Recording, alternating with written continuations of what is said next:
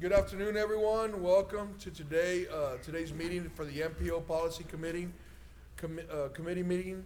Today's date is September 20th, 2023, 1:30 p.m.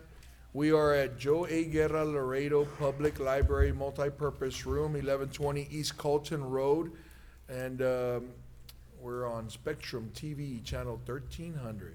Let's go ahead and call the meeting to order. We're going to have our chairperson, Mr. Juan Mendive, call roll call, please. Yeah, Ms. Briones will help us call roll. Good afternoon. Judge Tano Tijerina. Present. Mayor Dr. Victor D. Trevino. Councilmember Melissa Cigarroa. Present. Councilmember Ruben Gutierrez. Present. Commissioner Jesse Gonzalez. Commissioner John Galo. Present. Councilmember Vanessa Perez. Mr. Epigmenio Epi Gonzalez. Mr. Jed Brown. You do have a quorum, Judge. Very well. If I could have a motion to excuse. Excuse those members absent. Second. Motion second to excuse everyone that's absent. Motion second, any opposed? Motion carries, and just for the record, once again, there is a quorum with 4. All right, let's go ahead and go into citizens' comments, which we don't have anybody at this time, and unless somebody would like to come up, I'll give that freedom. Okay, we're good. Let's go ahead and item 4, items requiring policy committee action. Item A, 4A, approval of minutes and meetings held August 16, 2023. So moved. I have a motion on the table. Second. Motion second, any opposed? Motion carries. Item 4B, discussing with possible action to provide a letter in support of the new City of Laredo's grant application for the US dot Reconnecting Communities and Neighborhoods, RCN, program for the Boulevard of the Americas project.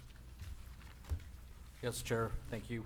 The City of Laredo is applying through their Economic Development Department for this grant to make some sidewalk improvements, crosswalk improvements on the 4 blocks in front of International Bridge number 2. They're asking for a letter of support from the MPO. The draft letter is in your packet. So moved. Second. Motion by Commissioner Galo, second by the chair. Any other questions, comments? Any opposed? Motion carries. Thank you. Item 4C, discussing with possible, is my mic on? Yes. I heard yours really nice. I just can't hear mine. I can hear it Oh, well. Yeah, we're you're good. good. Okay, thank you. Thank you. Discussion with possible action on transportation planning activities and initiatives to improve the safety of the regional transportation network. Is this the one that we needed, table? Yes, Chair, But so we do have, I mean, I really do appreciate the new chief and the brass being here from the PD. Do you want them just to say a couple of words? yeah, sure. So we had just invited law enforcement here because I know we're gonna have a discussion on the safety concerns, right? And what the MPO, maybe what role we can play in helping, enhancing the safety of our transportation network. So we invited law enforcement to be here in case there's any questions. So we didn't ask them to prepare anything, but if we have this discussion again in October when everybody's here, including our Tech Dot District Engineer and Commissioner Gonzalez, who had also requested this item. I mean, Juan, if I that'd be may, great. I would like to ask a question of the chief, and I'm not gonna put you on the spot. I am. No, I'm just kidding. I can do I that. just want to know, can you, at this time, release any information about what's been going on at the bridges? Has there been some bomb threats or something that's, the traffic where it's been stopped for hours at a time? Well, good afternoon. Mike Rodriguez for the record, Chief of Police for the City of Laredo. At this point, what we were told is that it was a system that went down, and that it was a system that was down across the border of Mexico. It was not only our bridges that were affected. On the Mexican side. Mexican side. Our side was fully functional. It's just the problem that when it went down, it was down for many hours. So that put us in a very bad situation because there was no movement of traffic. So we were actually trying to remove the individuals that were trying to get to their homes, which was very hard because it was hard to identify them. But we were trying to do our best in doing that. So we were trying to get reinforcements to that area. But at the same time, it was just countless tractor trailers that were blocking the way. But this happened several days. It wasn't only one time. So it's been going down. Yes, and it's usually the blame is on the Mexican side, just because of the system that when it goes down, it's very hard for them to reset and put everybody back in. Well, If that's I- why if we I- wanted to set the record, because Yeah. I had been told it was bomb threats. No. No. If I may add to what the chief is saying, to Commissioner, So I was just talking to some logistics people, and what they're saying is that it happens quite often when there's a Mexican holiday. The 16 de septiembre, so nobody works. So all of a sudden, here comes Monday, and now they're bombarding the system, and that's when it crashes. Oh, okay. And that's what they told me that's starting to happen more often than not, is when it's a Mexican holiday, you Yes. just watch that following, when they start getting to work again, that system crashes, and that's what Yes. I'm being told. And it's the amount of traffic that we were told. It was the amount of traffic and the contingency plans that they have. They usually they haven't worked, and they're working on it. But there was no bomb threat, just to clarify. Thank you for setting the record. Thank you, sir. Judge, if I may? Yes? Just a comment on this particularly. We spoke about this during the council meeting on Monday, and Chief, you and I have spoken about it during the public safety meetings that we have.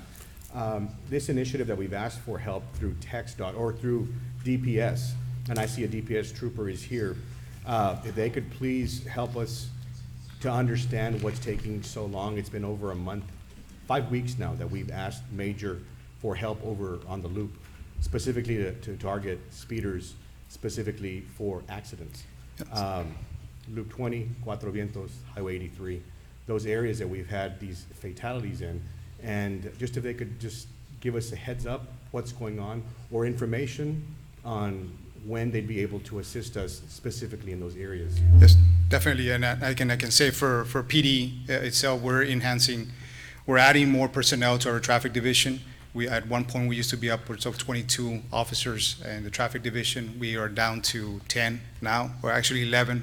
One is leaving, so we're down to 10. So we're adding more personnel to that division to be able to concentrate on those, what we call hot zones. Cuatro Vientos, Loop 20, 35, 83, all those areas that we see with our data that is blinking red, that's where we're gonna be deploying them. At the same time, I had conversations already with Captain Victor Sotelo, who is in charge of this area, Region 3 of the DPS, the Highway Patrol. We are right now planning for a plan of action. What we don't want to do, and what the conversation was about, is that we don't want to do a set and forget. We do one operation and then we don't come back till months later, or whenever somebody raises their hand, hey, when are you guys coming back? So what we want to do is we want to make sure we have a good action plan, that we keep on doing it maybe bi-weekly, every other week, but have something that we're deploying assets to the right areas and making sure that everybody's aware that we're going to be there. At the same time, we don't want to be sneaky about it, but we're going to make sure that we are doing it intelligently, not just going out there and giving out tickets in areas that we know that it's not a problem. But we do want to have a plan of action that's going to be upwards of 6 months, so that we know when we're going to be doing the operation together. It's not only DPS, but they're ready to deploy their assets. DPS is going to be fully engaged in trying to make sure that we decrease those numbers in fatalities and traffic accidents itself, and also the numbers of speeding tickets that we're giving out there. We see our statistics, and we haven't decreased that number. So what is that telling us? That the public is not really listening to us, or the enforcement part is not working. So we need to continue doing it, because again, we focus in one area, and then the next week we focus in another area. We need to have an actual plan as to keep it consistent, that we're focusing consistently in those areas. Right. And it's the education, not just the enforcement side, that we need to get out to the public, because I think that's what we're lacking. Yes. The education part of it. So- We can just implement that as well. And if you can, the next public safety meeting that we have with the city, if you could please bring in DPS as well, so we can discuss these plans about having certain zones in the city of Laredo and certain fines actually being higher than what they are.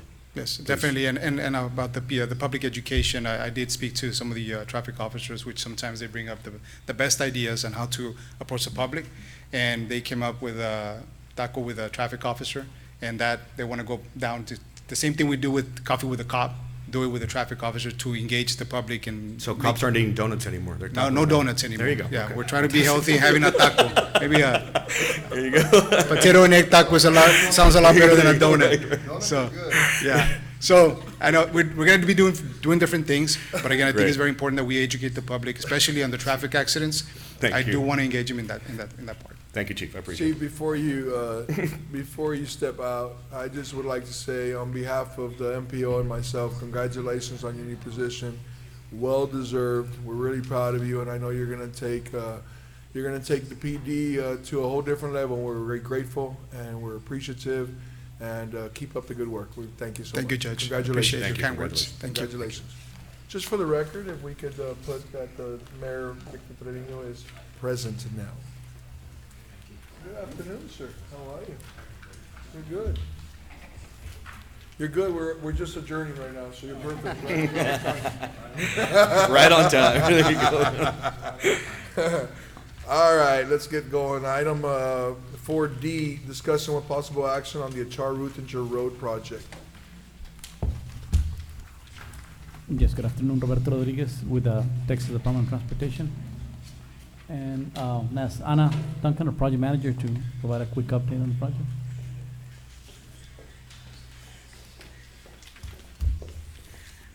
Anna Duncan with TxDOT for the record. To give you all an update, we are on schedule with our plans. We should be getting our 90% PS&E here in the coming month. I don't have the update from today, but today is actually the closing day of the environmental public outreach that we did. It expires today, so hopefully within this next week, we'll have the FONSI issued out to us, and then we'll be able to begin with the right-of-way offers. The city has a few that still need to be submitted to TxDOT for the final review, so we're working with them on that. Utilities, we've been having regular meetings now every 2 weeks at our office. Representative Raymond was able to attend those, and he's very interested in this project and is helping us to assure that we move forward with it.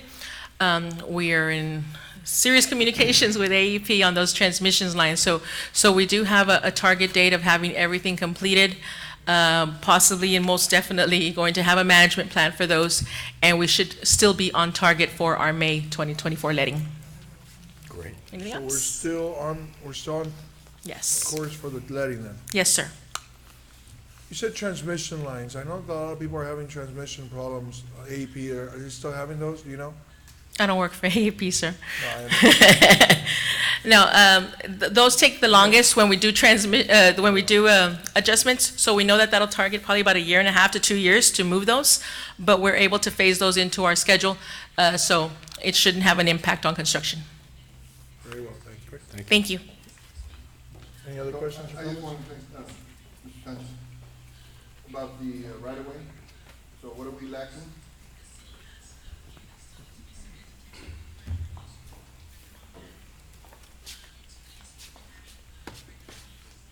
Good afternoon, Mr. Chairman, members of the commission. Ramon Chavez, city engineer. As far as the property acquisition is concerned, all the appraisals were completed. Some of them have to be amended because we are working, or we have to include any existing utilities. The property needs to be compensated. So several of those were going to be amended, and those will be sent as soon as the environmental clearance is complete. I thought we had, it was environment, the right-of-way was supposed to be done, what, 2 months ago? Well, again, we cannot send offer letters until the environmental clearance is complete. Okay, so until the FONSI's issued? Correct. Okay, so you can't send the offer. And again, we've been working, coordinating. Again, we met last Friday. We're going to meet the following Friday with TxDOT to go over everything, including the utility coordination, which the city of Laredo is responsible for, and the acquisition. Is there anything that we can do as an MPO or as a county level to help move this any further? I'm just asking. I think at this time, we are, like it was mentioned right now by Ms. Duncan, we are on schedule to meet the letting date. In my opinion, if we get to a certain point where we definitely feel that, hey, we need something else, I think we would come to you and ask you for that support or whatever it may be to push. But we've been in constant communication. Mr. Chavez, why are you restricted by the FONSI if the city's the one procuring the right-of-way? The land, yeah.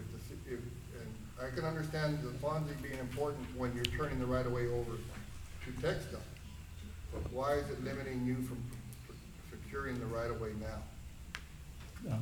And again, Roberto Rodriguez with TxDOT, is just the fact that the project has federal funds. They need to follow all the federal criteria. The construction of it has federal funds. No, I understand that part, but I'm just saying, the city is acting like a third party, they're gonna receive the majority of it, hopefully donations, right? And then before they turn it over to you, then they have to comply with the Fonzie part. But I thought by now they would have it all in hand, ready to turn over. And I'm just asking because I don't know. Correct, and we kind of went through that, had a couple of meetings about that discussion. The problem is that we did the designation as an on-system road a few months back. So when that became an on-system, that's when everything had to follow at that time, Very well. the federal procedures. Any other questions or comments? No. Thank you. Thank you. So May 24th. Put it on your calendar, it's a big day. God He willing, got it. God He willing, put it. yeah. Has to be amended. Correct. All right. Item number 5, reports and presentations. This will be no action required. A status report by the RMA. Who's, okay, good, very good. Thank you, Chairman. For the record, Melissa Montemayor with the Webb County Civil Laredo RMA. You have the status report in your packet. The first 6 projects are complete. I can answer any questions on those. I will just reiterate, Chairman, that the that the Webb County Fairgrounds TIA is complete, and we stand ready at the county's request to present to the county if you would like that TIA presented at Well, any that'd be county great. commissioners meeting. That'd be great. Okay.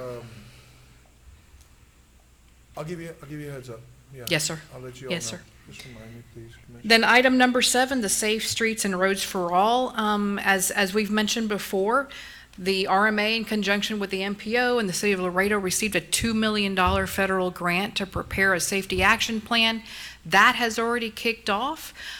We anticipate that will be done in about 18 months. Close to the end of that 18 months, we will be ready to apply for implementation funds from Federal Highway Administration. So we're very excited about this. Will be part of the steps that we'll be taking as part of this safety action plan is coming to you as a community to identify some of the hot spots. Then we'll develop solutions. We'll also develop a plan to reduce accidents and fatalities by a certain percentage, by a certain amount of time. Again, it'll be a local commitment that will enter in all together. In terms of ISCO Road, that has also been kicked off. So right now, we're in the process of collecting field survey data and utility data, and we will be ready to let that in the fall of 2025. Concord Hills, right now we're just waiting on the ILA to be executed between the RMA and City of Laredo. And then the RMA has committed $1 million to the City of Laredo for that project, and so looking for that project to get kicked off. Springfield Phase 1, 2, and 4, very similar to Concord Hills. The RMA has committed $1 million to the City of Laredo for that project, and again, just pending the execution of the ILA. And then finally, we hosted 2 TRZ workshops. The last one was held just this past month or 2 months ago in August. Next steps would be for the City of Laredo to take to implementation the TRZ for Cuatro Vientos, and then to make a decision to commence on the North Laredo TRZ study. Our next RMA meeting should be scheduled for October. An exact date will be announced very soon. I can answer any questions. Questions, comments? No question. Thank you, ma'am. Thank you. Very good. Next, we have item 6 is director's comments. Mr. Warman-Diva? Yes, thank you, Judge. Again, also wanted to thank law enforcement for being here today, Laredo PD and the Sheriff's Office, so we appreciate that. We'll go ahead and bring this item in October to have more full discussion on it and show some data that we have from a safety report. So we'll do that in October. Kind of related to that, the Active Transportation Committee met in person on August 30th, and we had a back-to-school safety discussion at that meeting. It was in person. We've been doing that for the last few years, and we're hoping to continue those conversations. So the chairman of the Active Transportation Committee is our planner, MPO planner, Julio Niño. He did a great job at that meeting, so did want to congratulate him on that. And we're also working with the technical committee to develop a training program. I know we have some new members here that have been here with us for about 6 months now. But there's also, sometimes we get new technical committee members as well, new staff, so we want to make sure we create a training program that benefits all our MPO policy, technical committee members, and staff, so we'll be developing that through a series of workshops. So we'll have more updates as they become available. Our next meetings, the Active Transportation Committee meeting will meet virtually on September 27th, our Technical Committee on October 10th, and our Policy Committee meeting will be October 18th. So I'm not sure yet if chambers will be available by then, but we will let you all know. That's all I had for my comments. I don't know if there are any questions. Juan, I do have a question. Being that we're going towards the end of the year, we're already in, what are we, September right now? September, yes. It's once a month. Just remind me, December, we don't have a meeting, do we? So the way the bylaws, they don't specify, the bylaws don't specify meeting. Bylaws actually say that we need to meet at least twice a year, but we wouldn't be able to do everything we need to do in those two meetings. What we've done in the past years, we've actually canceled the December meeting. Okay. So that way we have it pretty much as, informally is that we meet every third Wednesday of the month. Sorry. But sometimes we keep it open depending if we have something pressing, but for the last few years, I think we've canceled the December meeting. Very good. Okay. Any other comments? All right. Motion to adjourn. Second? Second. I have a No, motion, you don't. second. Any opposed? Oh, I'm gonna discussion. I just really would like to congratulate and thank the city of Laredo. I know you all, what do y'all call it? Department? Your IT department? department, yes. Your IT department. Thank you all very much for this. Y'all did a great job. I know y'all did this for Monday's meeting for city council, but I walked in here feeling very special. So I just wanted Here to, from now on. Not too bad. I just wanted to say thank you all and great job. That's all. Thank you. Motion second. Any opposed? No. Motion carried. Adjourned.